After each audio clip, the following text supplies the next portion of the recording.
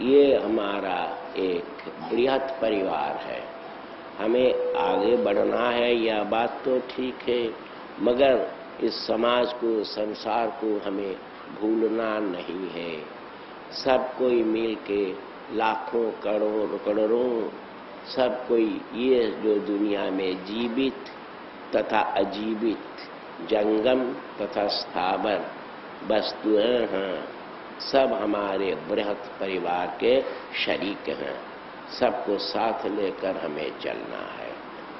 और पहले ही कहा गया है, इसीलिए भौम जो है, तान्मात्रिक भौम है, इसके भीतर से हमें चलना है और जो मौल संवृत्ति है उसके साथ संतुलन रखते हुए चलना है।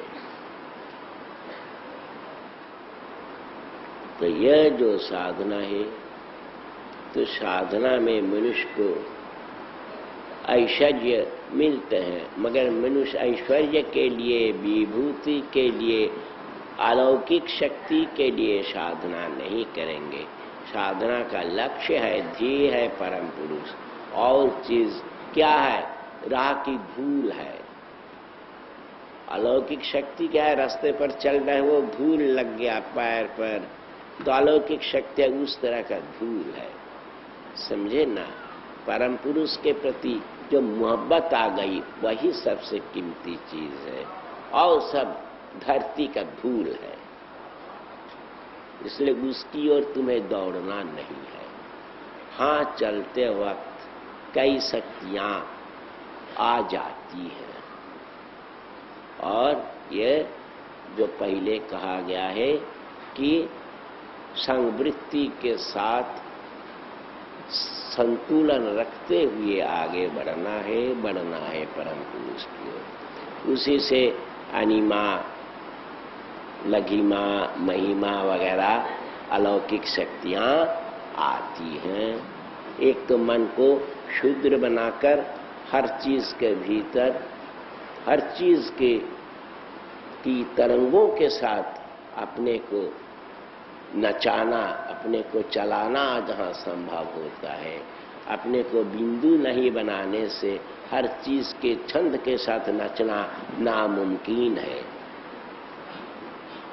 लघी में ठीक वैसा ही खुद को हल्का बनाकर हर इंसान के, हर जीव के दुख की कहानी समझनी है, तब ना दुनिया का कल्याण कर सकोगे।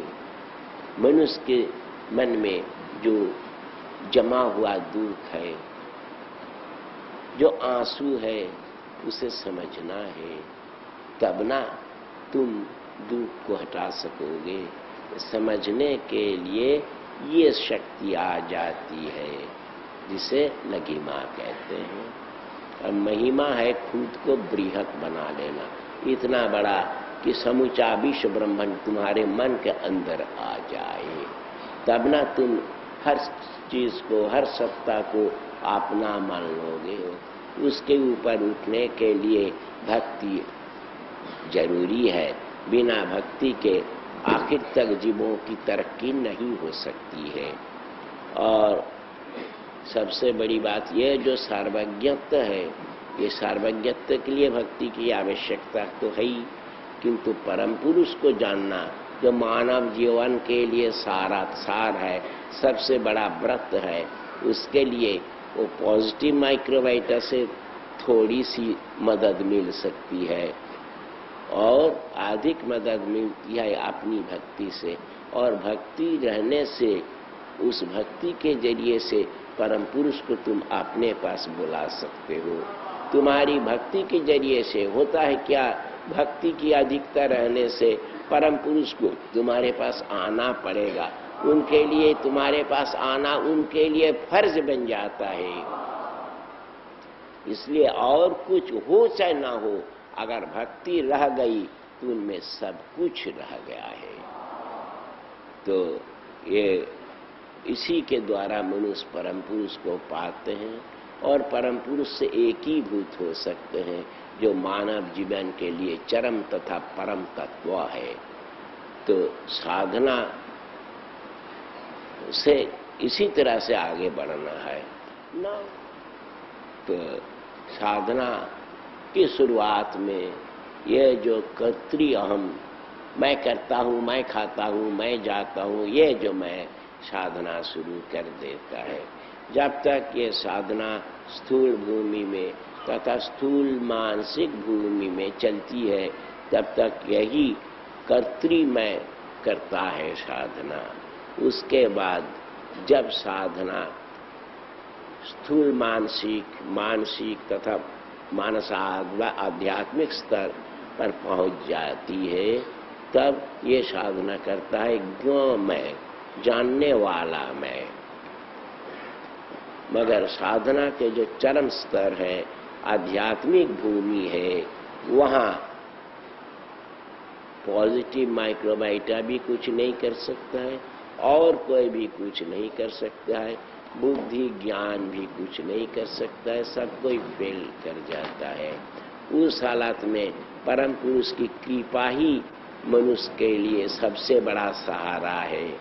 तो कृपा के बिना कुछ नहीं होता है। तो जो मनुष्य बहुत आगे बढ़ गए हैं, जो अनुभवी मनुष्य हैं, उन्हें मानना पड़ता है कि ब्रह्म कृपा ही केवलम, उनकी कृपा से ही सब कुछ होता है, सब कुछ रहता है, और हर चीज का अंत भी उनकी कृपा से होता है।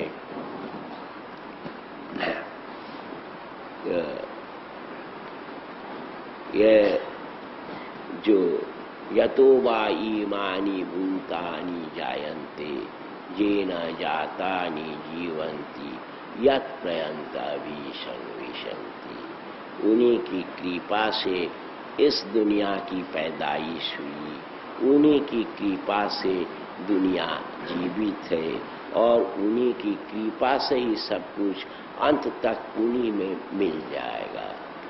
तो आखिर तक साधना मार्ग की आखिरी बात है क्या? परम पुरुष की कृपा, कृपा ही वा केवलम। तुम लोग यह बात समझ लो, इसी के अनुसार चलो। आध्यात्मिक भूमि में सिर्फ जागतिक भूमि में नहीं, सिर्फ जागतात्मिक मानसिक भूमि में नहीं, सिर्फ मानसिक भूमि में नहीं, सिर्फ मानस आध्यात्मिक भूमि में नहीं, सिर्फ ऐश्वर्य तथा ओकल्ट पावर में भी नहीं, सब कुछ जिसे हम कह सकते हैं वो परम पुरुष की कृपा पर मौकूफ है। Everything depends on his grace. যাই বলো, যাই ভাবো, যা বলো না, যা ভাবো না, সব কিছুই সেই এক পরম তত্ত্বের কৃপায় বিধৃত। এই মূল নীতি, এই মূল সত্য যে মানুষ যত তাড়াতাড়ি বোঝে, সেই তত বেশি বুদ্ধিমান।